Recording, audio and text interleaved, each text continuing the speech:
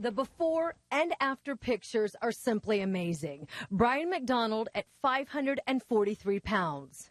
And look at Brian today at 165 pounds. Even those who know the 44-year-old don't recognize him. We had a retreat last weekend. A former boss of mine had no idea who I was. Now, Brian has lost significant weight before, dating all the way back to 1990. Over time, he has lost 85, 130, 270, and 200 pounds. But every time, he would gain the weight back and then some. His latest attempt started in part with an injury. I ended up with a meniscus tear in my knee, and there was a true risk that I would not be able to fit into the MRI machine.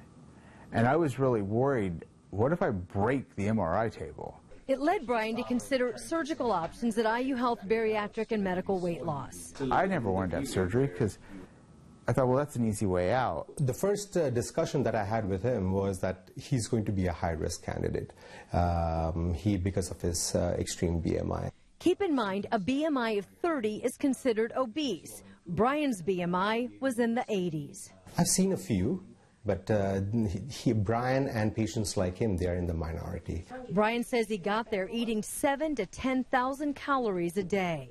I know they talk about people, are you a big carbaholic or are you a meat and potatoes? And my answer is yes to that. I like all of it. Dr. Ambar Banerjee recommended the Roux-en-Y gastric bypass surgery, but told Brian that he'd have to lose weight first and get his BMI down to 50.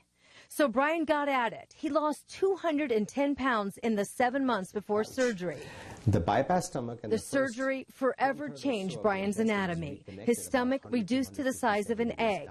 His intestine rerouted, causing less absorption of nutrients.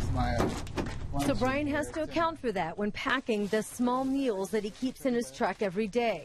His daily caloric limit now, around 2,700 calories. There's my cheese and turkey. There's the vegetable I told you about, and there's my cottage cheese. You do this every day? Yep. Every day. And 6 days a week, 2.5 hours a day, you'll find Brian at the gym. In the 10 months since surgery, he's lost another 165 pounds and bought a whole new wardrobe. His pants were a waist 68, now he's a 33. This would have been probably a 7X shirt, and I wear large now. It's just me, both legs standing in one leg of these former pants. Brian says from now on, he's going to follow his doctor's orders, eat right, and stay active to keep the weight off for good. It's a lot of work, and you have to stay on top of it, but the science is solid, you follow the rules, and you can succeed. He's in the honeymoon period right now, but he's very determined. He likes the structure of the diet and the exercise.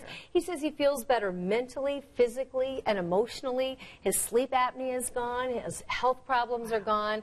His risk factors for heart disease, 375 pounds. It's just really dramatic. One of the most extreme cases that this bariatric surgeon told me he's ever seen.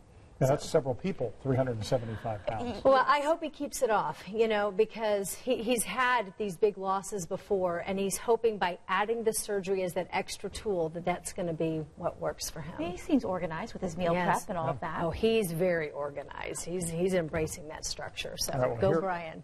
Here in Central